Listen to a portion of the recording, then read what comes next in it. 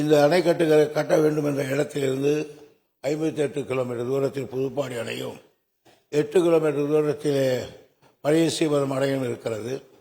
இடையில எந்த விதமான அணைகளும் கிடையாது. ஆகையால் உத்தரமேரூருக்கு உட்பட்ட வாலாஜாவட்ட பெண்குடியில் பாலாற்றின் குறுக்கே ஒரு தடுப்பணை கட்ட வேண்டியது அவசியமாகிறது என்பதை அரசு உணர்ந்திருக்கிறது.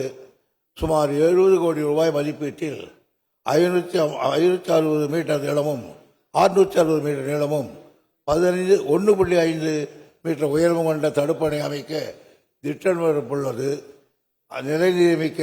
நிதி நிலைமைக்கேற்ப பரிசீலிக்கப்படும். இந்த அணை கட்டப்படும் பட்சத்தில் 12 கிராமங்களில் உள்ள கிணறுகள், ஆழ்துளை கிணறுகள் நிலநீர் செறிவூட்டப்படும். ரூபாய் 2400 ஏக்கர் விவசாய நிலை பெறும். எனவே இதான் நான் முன்னர் சொன்னேன், முன்னுரிமை அடிப்படையில் இந்த திட்டம் எடுத்துக் கொள்ளப்படும். மாண்புமிகு உறுப்பினர் சுந்தர்.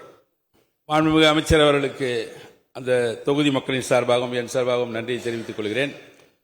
அதேபோல நம்முடைய விவசாயிகள் குறை கேட்பு கூட்டம் மாவட்ட ஆட்சித்தலைவர் அவருடைய தலைமை வைத்து மாதந்தோறும் 3வது வெள்ளிக்கிழமையிலே நடைபெறுகின்றது. பெரும்பாலான விவசாயிகள் அந்தந்த பகுதியில் இருக்கின்ற ஏரிகளுடைய கலங்கள், மதகுகள் எல்லாம் பழுதுபட்டிருக்கின்றது. எனவே அவற்றையெல்லாம் பராமரிக்க வேண்டும் என்ற கோரிக்கைகள் தான் நிறைந்த அளவில் அந்த விவசாயிகள் குறைதீர்ப்பு கூட்டங்களிலே விவசாயிகள் வைக்கின்றார்கள்.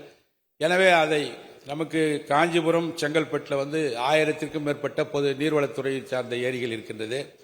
ஆக வருடத்திற்கு ஒரு 100 ஏரிகளாவது இது போன்ற பராமரிப்பு பணிகளை தேர்ந்தெடுத்து நிதி ஒதுக்கினால் அந்த பகுதி விவசாயிகள் பலனடைவார்கள். அதை மாண்புமிகு அமைச்சர் அவர்கள் செய்ய முன்வருவாரா என்பதை அறிய விரும்புகிறேன். மாண்புமிகு அமைச்சர் அவர்கள். இப்போதான் அணை கட்டுறதுக்கு 70 கோடி ஒதுக்கிறேன்னு சொன்னேன். இப்போ பராமரிப்பு கணக்கு கேட்கிறார். ஒன்று செய்யலாம், இந்த 70 கோடியை பராமரிப்பு கழிச்சிட்டு அணை கட்டுறதை நிறுத்திடலாம்.